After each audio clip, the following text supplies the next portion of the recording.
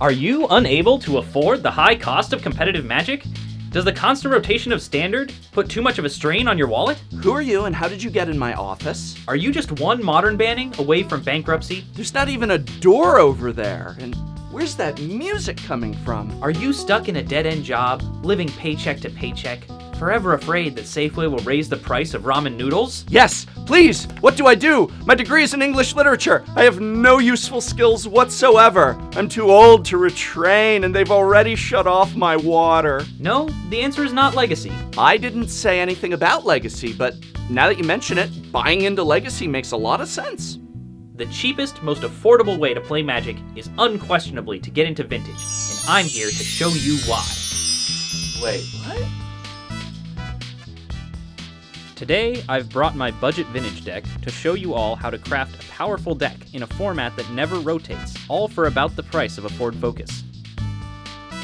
First off, I suggest that you get white bordered power. This will save you a lot of money over getting your Alpha or Beta Power 9. If you snipe auctions off of eBay, you can probably get the full set for less than 10 grand. Again, you can save a lot of cash going white border with your lands. Don't bother getting those Alpha or Beta duels. The revised ones do the same job. It's important to run a basic in your deck so that you can play against powerful cards like Wasteland and Back to Basics. Also, running a basic is usually slightly cheaper than running the 4th dual land, so it's a great budget bonus. Come to think of it, most cards in this deck are actually cheaper than a basic land. What a deal! You'll need a lot of mana acceleration to match up in Vintage, so you'll want to include the honorary 10th piece of power, Soul Ring. This thing has been reprinted so many times that you probably have one, but if you don't, it's really cheap to buy or trade for. Next, you'll want a Mana Crypt. This card is a great mana acceleration piece that isn't legal in Legacy, so it's not too expensive. Actually, many restricted cards that aren't legal in Legacy are quite cheap. For example, Yawgmoth's Will only costs a cool $12. Yawgmoth's Will is probably my favorite card in Magic. Playing this after you've sacked a Lotus is one of the most powerful things that you can do in Vintage. It essentially lets you play your whole graveyard out again, and also often makes your opponent scoop up their cards instantly.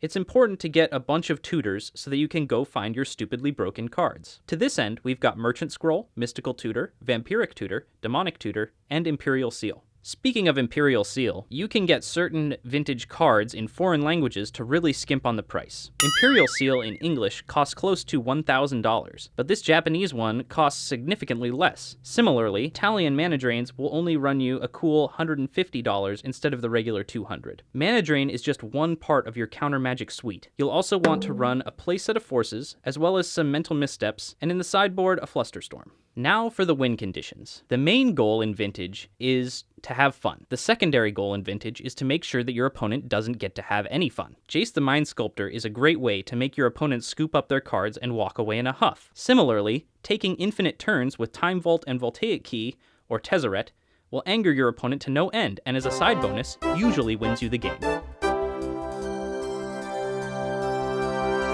Tinker is a great way to assemble this combo, or if you need to win really quick, just go grab Blightsteel Colossus out of your deck and put him directly into play. You usually only want to do this if your opponent is tapped out and you have Time Walk. I've decided to include draw 7s such as Timetwister and Wheel of Fortune in my deck. The reason that I've done this is that Timetwister is a great way to battle against Dredge in the early game, and also Wheel of Fortune or Timetwister on turn 1 can simply win you the game.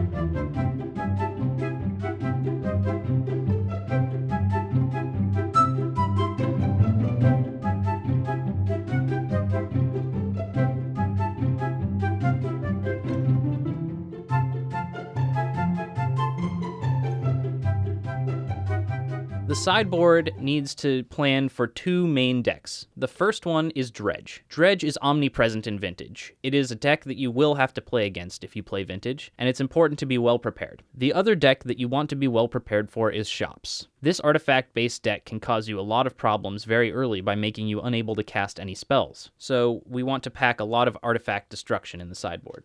So all for less than 14 grand, you can buy into Vintage and you will never have to buy another card again. Similarly, bannings will not affect you nearly as often. The worst thing that happened to Vintage in recent history was that Treasure Cruise was restricted, and it's still not even banned. Vintage, the funnest format that you will never play.